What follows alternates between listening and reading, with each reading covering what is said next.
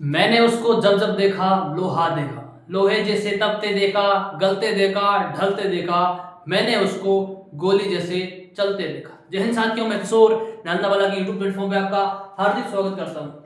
आज हम आपके लिए लेके आए हैं नियोजित विकास की राजनीति, अध्याय तीसरा। 12th बोर्ड एग्जाम का अध्याय तीसरा है नियोजित विकास की राजनीति। आशा करते हैं कि आपकी प्रिपरेशन बहुत अच्छी चल रही होगी। तो शुरुआत करते बिना वक्त जाएगी। तो आज आपके लिए बहुत लाए हैं महत्वपूर्ण क्वेश्चन, इंपोर्टेंट क्वेश्चन किसके regarding, exam, board exam regarding. आपका बोर्ड एग्जाम आने वाला है बच्चों, ठीक है। इस एग्जाम रिगार्डिंग जो इंपोर्टेंट क्वेश्चन है, खास तौर से उस पर हम क्या करेंगे, चर्चा करेंगे। तो आइए शुरू करते हैं कि अध्याय तीसरे में कौन कौन से इंपोर्टेंट क्वेश्चन है। तो सबसे पहले एक अंक की प्रश्न पे हम बात करना चाहेंगे कि एक अंक के क्वेश्चन है जो एग्जाम से रिलेवेंट कितने हैं। तो देखें बच्चों, सबसे पहला है कि द्वितीय पंचवर्षीय योजना का खाका किसने तैयार किया था। क्वेश्चन क्या है कि सेकंड 5 ईयर प्लान का जो खाका है, ड्राफ्ट है, वो किसने तैयार किया था, किसने तैयार किया था। तो आपको पता होना चाहिए कि पीसी महालनोबिस नामक शख्स ने ये ड्राफ्ट है सेकंड 5 ईयर प्लान का, योजना का तैयार किया था ड्राफ्ट, ठीक है। अगला है इकोनॉमी, अगला क्या है, इकोनॉमी ऑफ परमानेंस के लेखक, इकोनॉमी ऑफ परमानेंस पुस्तक के लेखक कौन थे। तो आपको पता है कि जेसी कुमारप्पा है वो इकोनॉमी ऑफ परमानेंस के लेखक थे, ठीक है। इसके बाद देखो, भारत में नियोजित विकास का प्रमुख लक्ष्य क्या है, भारत में नियोजित विकास का प्रमुख लक्ष्य क्या है, गोल क्या है बच्चों। तो प्रमुख गोल क्या है, आप देख सकते हो, भारत में नियोजित विकास का प्रमुख गोल है वो क्या है, आर्थिक विकास। क्या है, पहला क्या है, आर्थिक विकास और नागरिकों की भलाई, यानी नागरिकों का है क्या है, कल्याण बच्चों। आर्थिक विकास के साथ साथ नागरिकों का कल्याण क्या है बच्चों, भारत में नियोजित विकास का प्रमुख लक्ष्य है, प्रमुख गोल है, ठीक है। आगे है जोनिंग शब्द, कौन सा शब्द बच्चों, जोनिंग शब्द से क्या अभिप्राय है, जोनिंग शब्द है उसका अभिप्राय क्या है, मतलब क्या है। तो जोनिंग शब्द का मतलब होता है इलाकाबंदी, जो इलाका है उसकी बंदी करने की नीति, इलाका बंदी की नीति है, उसको जोनिंग शब्द से क्या है बच्चों, पेश किया जाता है। आगे है उड़ीसा, जो कि इंडिया का स्टेट है। उड़ीसा में किस धातु के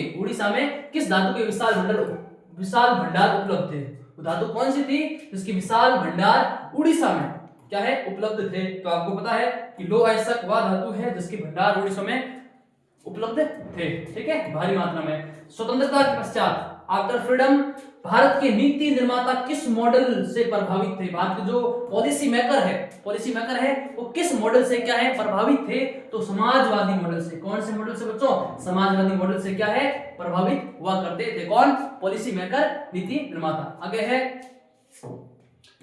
मिल्कमैन ऑफ इंडिया के नाम से किसे जाना जाता है। मिल्कमैन, कौन सा मैन बच्चों, मिल्कमैन ऑफ इंडिया के नाम से कौन सा शख्स जाना जाता है। तो आपको पता है वर्गीज कुरियन है वो मिल्कमैन ऑफ इंडिया के नाम से जाना जाता है, ठीक है।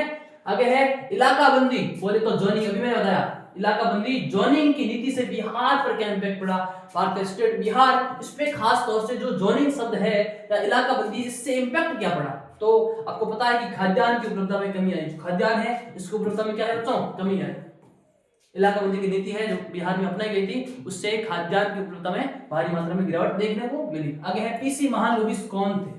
पीसी महालनोबिस जो थे सेकंड 5 ईयर प्लान के निर्माता, तो वो कौन थे। तो सेकंड 5 ईयर प्लान, दूसरी पंचवर्षीय योजना के योजनाकार, ड्राफ्ट तैयार करने वाले, और इसी के साथ साथ वो प्रसिद्ध पॉपुलर अर्थशास्त्री भी हुआ करते थे, ठीक है। आगे है हरित क्रांति का जनक किसे माना जाता है। व्यक्ति का नाम बताना आपको, फैक्ट है बच्चों कि हरित क्रांति का जनक किसे माना जाता है। ये क्वेश्चन बहुत इंपोर्टेंट है, ना केवल 12वीं के लिए बल्कि कॉम्पिटिटिव एग्जाम के लिए भी इंपोर्टेंट है। तो एमएस कौन है बच्चों, एमएस स्वामीनाथन है जो हरित क्रांति के क्या है बच्चों, जनक माने जाते हैं। और नियोजन का एक लाभ बताइए, नियोजन है उसका एक प्रॉफिट बताइए। तो क्या है, समय सीमा के भीतर उद्देश्य प्राप्त करना, समय सीमा के भीतर है जो उद्देश्य को प्राप्त करते हैं उसको बोलते हैं नियोजन। क्या बोलते हैं बच्चों, नियोजन। और इसका एक प्रॉफिट है, समय सीमा के भीतर आप उद्देश्य प्राप्त करते हो, ये एक लाभ है नियोजन का। नियोजित विकास की राजनीति हम पढ़ रहे हैं, इसलिए नियोजन का पूछा गया।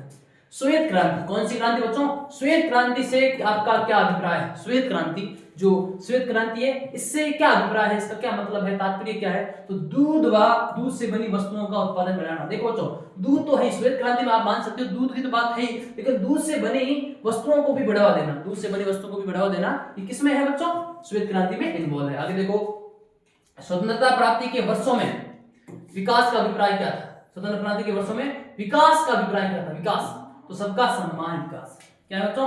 सभी का सम्मान, सभी दर्जे वाले व्यक्तियों का, सभी वर्गों का समान विकास है वो स्वतंत्र प्राप्ति के वर्षों में क्या था बच्चों? अभिप्राय था।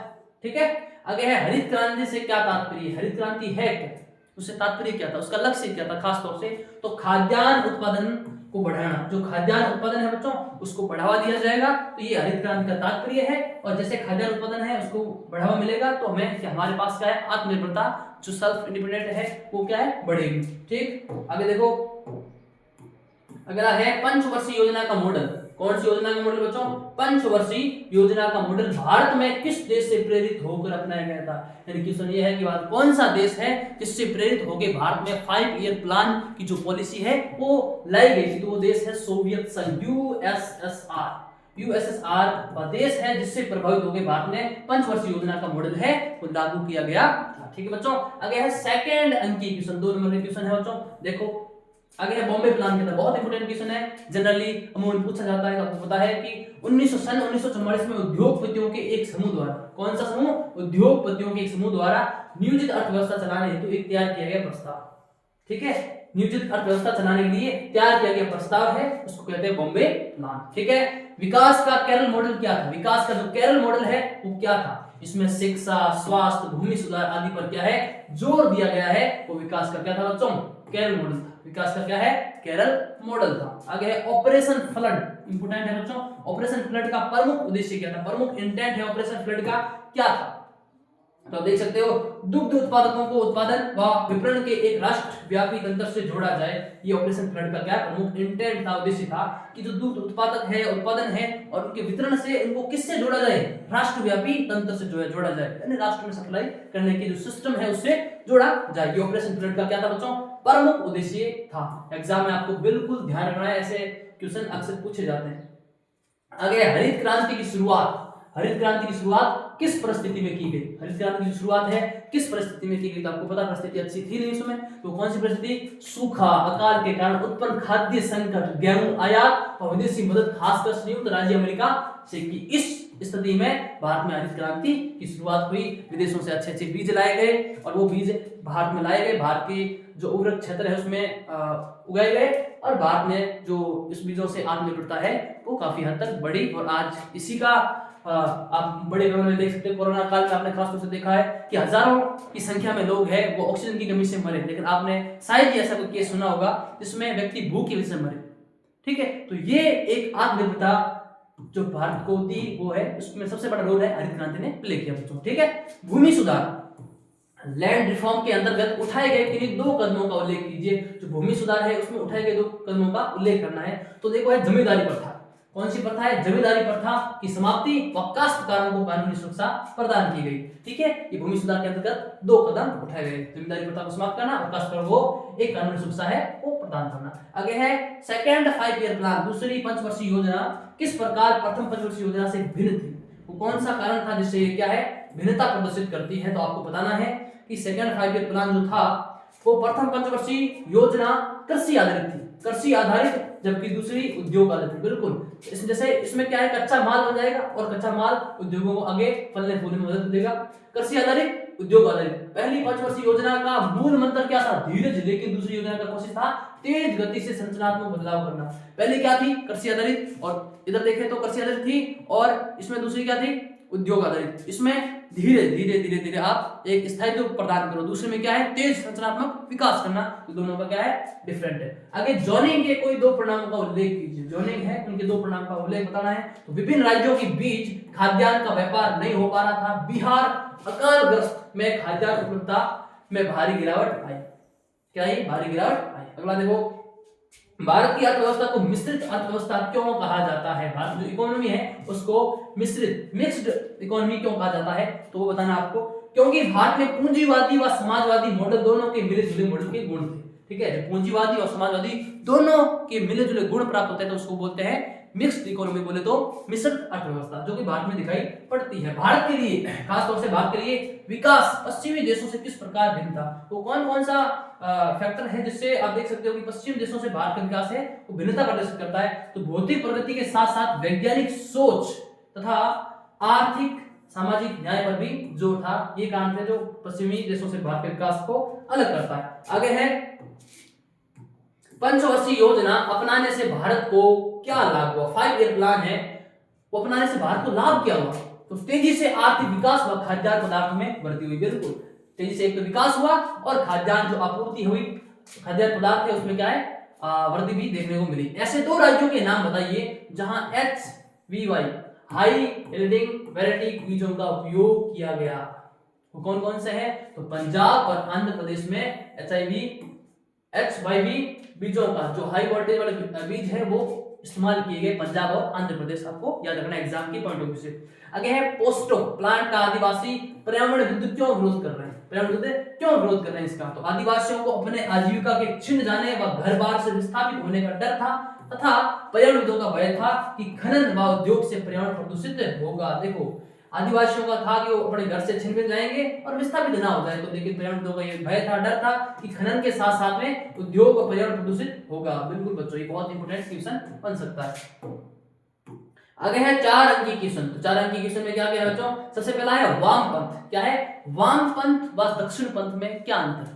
वामपंथ व दक्षिण पंथ में अंतर क्या है बताना आपको। वामपंथ है वो गरीब व पिछड़े सामाजिक समूह का पक्षधर, लोक कल्याणकारी सरकारी नीतियों का समर्थन। लेकिन दक्षिण पंथ है वो खुली आर्थिक प्रतिस्पर्धा की बात करता है, कि खुली आर्थिक प्रतिस्पर्धा मतलब पूंजीवादी की बात करता है एवं बाजार मूलक अर्थव्यवस्था में गैर जरूरी हस्तक्षेप का विरोधी है। वामपंथ और दक्षिण पंथ में ये क्या है? मूलभूत अंतर प्रदर्शित करता है। ठीक है, एक है वो पिछड़े लोगों की बात करता है तो दूसरा खुली प्रतिस्पर्धा की बात करता है, वामपंथ और दक्षिण पंथ। आगे है मिश्रित अर्थव्यवस्था की आलोचना किस आधार पर की गई। जो मिश्रित अर्थव्यवस्था मिक्स्ड इकोनॉमी इसकी आलोचना है किस आधार पर की गई? आधार बताना, बेस। तो निजी क्षेत्र को बढ़ावा नहीं, सबसे पहले है निजी क्षेत्र है उसको बढ़ावा नहीं दिया गया। घरेलू बाजार प्रतिस्पर्धा विहीन हो गया। प्रतिस्पर्धा जो घरेलू बाजार है, डोमेस्टिक मार्केट है, वो प्रतिस्पर्धा विहीन हो गया। तीसरा है शिक्षा और चिकित्सा में कम खर्च, शिक्षा और चिकित्सा में न्यूनतम खर्च और राज्य के हस्तक्षेप के कारण एक नए मध्यम वर्ग का उदय हुआ बच्चों। इसी कारण इस आधार पे क्या है? मिश्रित अर्थव्यवस्था की क्या की जाती है बच्चों? आलोचना की जाती है। ठीक है, आगे देखो आप, अगला है योजना आयोग के मुख्य कार्यों का वर्णन कीजिए। बहुत इंपॉर्टेंट क्वेश्चन है बच्चे, IMP लगा सकते हो आप। ठीक है, मुख्य कार्यों का वर्णन करना। वर्ष तो देश के संसाधनों व पूंजी का अनुमान लगाना, देश के जो संसाधन है रिसोर्सेज व पूंजी कितनी आएगी, ठीक है, उसका अनुमान लगाना। दूसरी है विकास की योजना बनाना, सेकंड इंपॉर्टेंट है विकास की योजना बनाना। तीसरा है विकास की प्राथमिकता निश्चित करना, किसकी प्राथमिकता निश्चित करना? विकास की प्राथमिकता निश्चित करना। और चौथा है विकास योजना के बाधक कारकों का पता लगाना, कि जो विकास की योजनाएं बनाई जा रही है उसमें बाधक चीजें कौन कौन सी चीजें हैं, कौन कौन से कारक है जो बाधा पहुंचाएंगे, अवरुद्ध पैदा करेंगे, उसका पता लगाना। और पांचवा है प्रगति की योजना का मूल्यांकन करना। प्रगति है उसकी योजना का क्या है, खासतौर से मूल्यांकन करना कि इस योजना में क्या हो रहा, प्रॉफिट हो रहा, लॉस हो रहा है, और इसका मूल्यांकन करना। ये इसका क्या है बच्चों? ये इनका खास तौर पे इनके मुख्य कार्य हुआ करते थे। आगे देखो, अगला है भारत में खाद्यान्न संकट के क्या परिणाम हुए। भारत में जो खाद्यान्न संकट है, खाद्यान्न संकट के परिणाम क्या हुए, रिजल्ट क्या हुआ बच्चों? रिजल्ट क्या हुए तो आपको बताना है कि गेहूं की आयात, गेहूं को क्या करना पड़ा? आयात करना पड़ा। बाहर से क्या बच्चों? आयात करना पड़ा। क्यों? खाद्यान्न संकट था, जैसी बात है। दूसरा है विदेशी मदद USA स्वीकार करनी पड़ी, है ना, विदेशी मदद को क्या है? स्वीकार करना पड़ा। तीसरा है खाद्यान्न आत्मनिर्भरता प्रदान करने की प्राथमिकता निश्चित की गई। क्या की गई? प्राथमिकता को निश्चित की गई। सरकार के विरुद्ध असंतोष बढ़ा, क्योंकि ये कार्य खास तौर पर देखा जाए तो सरकार का है, मुहैया करवाना सरकार का कार्य हुआ करता है। पांचवा है जनता का नियोजन से अविश्वास बढ़ा। जनता का जो नियोजन से हाँ विश्वास बढ़ना चाहिए, लेकिन उसकी जगह क्या हुआ बच्चों? अविश्वास है, उसमें बढ़ोतरी देखने मिली। तो ये खाद्यान्न संकट के क्या हुए बच्चों? परिणाम हुए, खास तौर से फैक्ट है, और ये फैक्ट आपको खास तौर से याद करना है एग्जाम के पॉइंट ऑफ व्यू से। अगला क्वेश्चन देखो, स्वतंत्रता के समय भारतीय अर्थव्यवस्था की कौन सी समस्याएं थी? स्वतंत्रता के समय भारतीय अर्थव्यवस्था की कौन सी समस्याएं थी? अर्थव्यवस्था में समस्याएं कौन सी थी? तो कमजोर अर्थव्यवस्था थी, पहली बात। दूसरी है प्रति व्यक्ति निम्न आय। तीसरा है निम्न जीवन स्तर। चौथा है कृषि का प्रभुत्व किसमें? कृषि का, ठीक है, और कृषि व उद्योगों का कम उत्पादन। ये क्या था बच्चों? ये समस्याएं थी खास तौर से स्वतंत्रता के समय भारतीय अर्थव्यवस्था की क्या थी? समस्याएं, कमियां कह सकते हो आप। अगला देखो, भारत की मिश्रित अर्थव्यवस्था के मॉडल के मुख्य परिणामों का परीक्षण किए। मिश्रित अर्थव्यवस्था के मॉडल के मुख्य परिणाम, जो परिणाम है वो क्या सामने आते हैं, उसके परिणामों का परीक्षण करना है। ठीक है, तो पहला इसमें देख सकते हो, कृषि व्यापार व उद्योगों का अधिकांश भाग निजी हाथों में छोड़ दिया गया। जो कृषि व्यापार और उद्योगों का जो अधिकांश भाग है वो निजी उद्योगों के हाथ में, क्या है बच्चों, निजी लोगों के हाथ में छोड़ दिया गया। दूसरा है, राज्य द्वारा निर्मित मुख्य भारी उद्योगों ने औद्योगिक ढांचे, नियमित व्यापार, कृषि में हस्तक्षेप किया, जिससे निजी व सार्वजनिक दोनों क्षेत्रों में वृद्धि हुई और इसने भावी विकास का आधार बनाया। तो ये दो आप पॉइंट देख सकते हो। आगे है सम्मिलित करने वाला है। ठीक है, सम्मिलित क्या है माना, आप देख सकते हो, चौधरी चरण सिंह सबसे पहला है, चौधरी चरण सिंह। तो आप देख सकते हो चौधरी चरण सिंह कौन थे, इसमें से 1 2 3 4 चौधरी चरण सिंह। चौधरी चरण सिंह थे वो किसान नेता हुआ करते थे, आप यहां से देख सकते हो। ठीक है, किसान नेता हुआ करते थे। दूसरा हो गया पीसी महालनोबिस। पीसी महालनोबिस ने औद्योगिक में रोल प्ले किया। तीसरा है वर्गीज कुरियन। वर्गीज कुरियन अपन पढ़ा था पीछे, वर्गीज कुरियन क्या था, तीसरा बताओ बच्चों, वर्गीज कुरियन सहकारी डेयरी में। और चौथा जो बचा वो इलाकावर्ती बिहार में। ठीक है, इलाकावर्ती कहां से आर्यभट्ट थी, बिहार से, आपको पता ही होगा। ठीक है, अगला देखो, अगला है बड़े क्वेश्चन। ठीक है, तो बड़े क्वेश्चन को खास तौर से देखो बच्चों आप।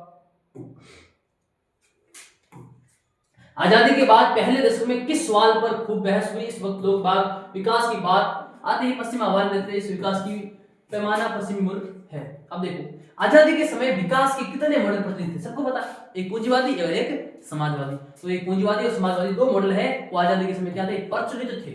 ठीक है, पूंजीवादी अमेरिका साइड और समाजवादी यूएसएसआर साइड। ठीक है, आगे है, आजादी के समय भारत ने विकास का कौन सा मॉडल है, उसको भारत ने कौन सा मॉडल है विकास का वो अपनाया। तो सबको पता है, भारत ने ना तो इसको अपनाया ना इसको, मिश्रित अर्थव्यवस्था अपनाई। ठीक है, इसको बोलते हैं मिक्स्ड इकोनॉमी। ठीक है, विकास का अर्थ स्पष्ट कीजिए, विकास क्या है।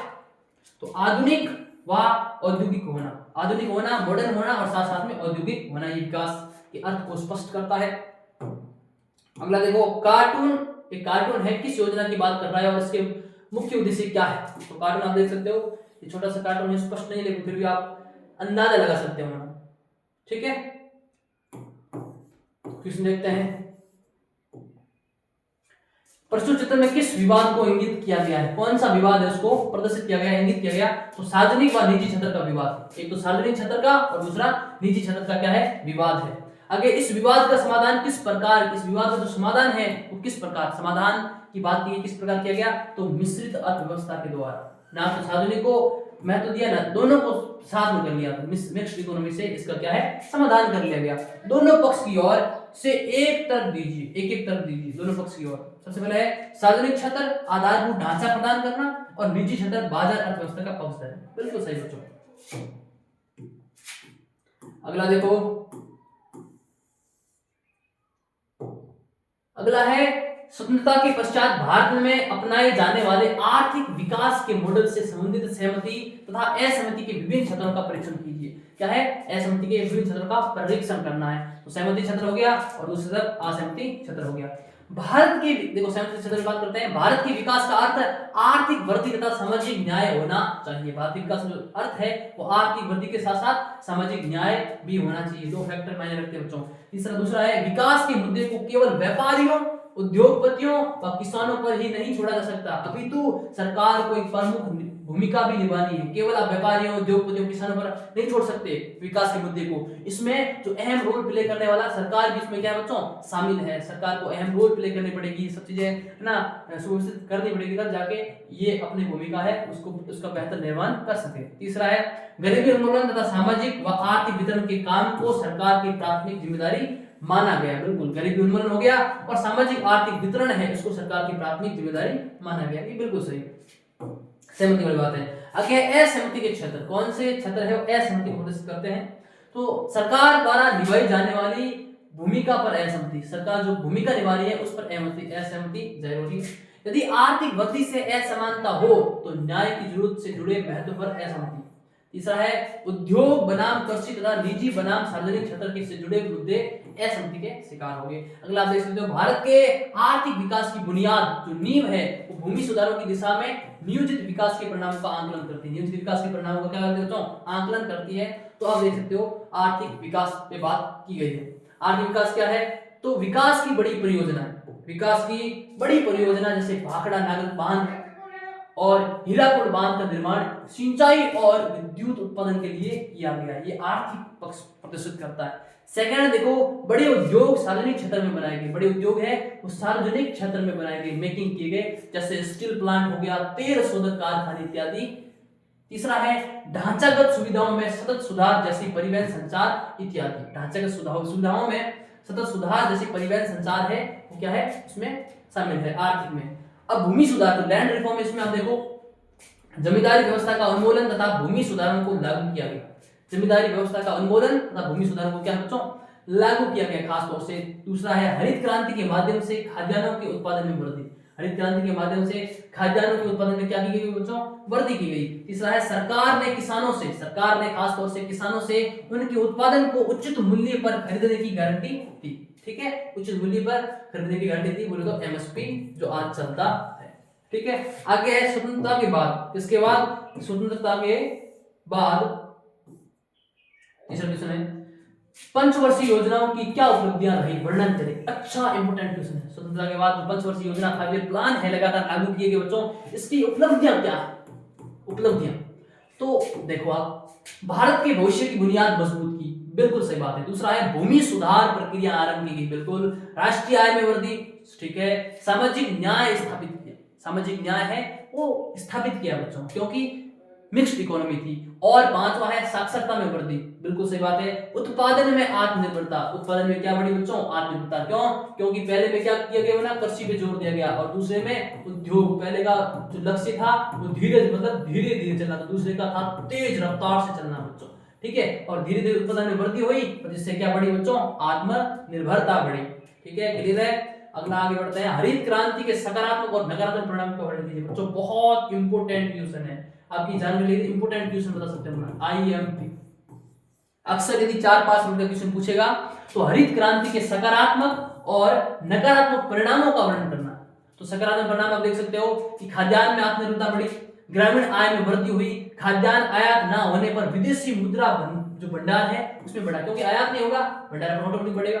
औद्योगिकरण की प्रक्रिया है वो तेज हुई, और रोजगार के क्या बढ़े बच्चों, अवसर बढ़े, अपॉर्चुनिटी मिली। ये तो है पॉजिटिव रिजल्ट। अब आप हरित क्रांति के नेगेटिव इंपैक्ट है उसको भी आप देख सकते हो। नकारात्मक परिणाम है क्षत्रिय असमानता बढ़ी। तो क्षत्रिय है, एक छत्र है और दूसरे छत्र की तुलना में असमानता दोनों के बीच में क्या बच्चों बढ़ी। और छोटे किसान है कृषि मजदूरों को लाभ नहीं, लाभ हुआ लेकिन कम पैमाने पे हुआ दूसरों की तुलना में। अमीर गरीब का अंतर बढ़ा, बिल्कुल बच्चों। आप देख सकते हो कि 1% लोगों के पास संसार का 82% पैसा है। तो आपको पता है इन दोनों के बीच में, अमीर और गरीब के बीच में जो खाई है वो तो होती है बच्चों। ठीक है, और इससे बढ़ी, इससे हरित क्रांति के नेगेटिव इंपैक्ट में है। और वामपंथी दलों की गतिविधियां तेज हुई, वामपंथी दलों की जो गतिविधियां हैं वो खासतौर से क्या हुई, तेज हुई। एक क्वेश्चन मैं आपको ज्यादा देके जाता हूं कि आजादी प्राप्ति के बाद से भारत विकास हो रहा है, भारत का क्या हो रहा है, लगातार विकास हो रहा है, डेवलप हो रहा है भारत, परंतु फिर भी राष्ट्रीय एकीकरण के कुछ मुद्दे हल करना आज भी क्या है बच्चे, आज भी क्या है, बाकी है। ठीक है, उल्लेख कीजिए वो कौन से मुद्दे मैं आपको बता के जा रहा हूं, आप उसके बारे में अपनी राय प्रदर्शित करना कि वो कौन से मुद्दे हैं। मैंने आपको बता दिया कि मुद्दे में बता दूंगा।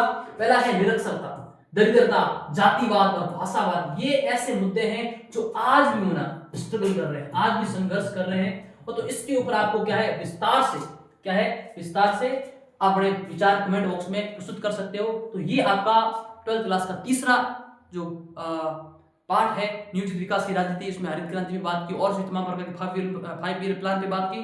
तो आप इस चीज को गौर से देखना, इस एग्जाम में आप ये पार्ट है बहुत अच्छा रोल प्ले करेगा। जो मार्क्स है इस पार्ट से आपको ज्यादा देखने को मिल सकते हैं, और इसमें आप प्रैक्टिस करना, रिवीजन करना खास तौर से। और कुछ भी समझ ना आए तो आप पीछे वीडियो को बैक करके देख सकते हो। इंपोर्टेंट क्वेश्चन है, अक्सर पूछे जाते हैं, एग्जाम के पॉइंट ऑफ व्यू से बहुत रिलेटिव है। जय हिंद, जय भारत।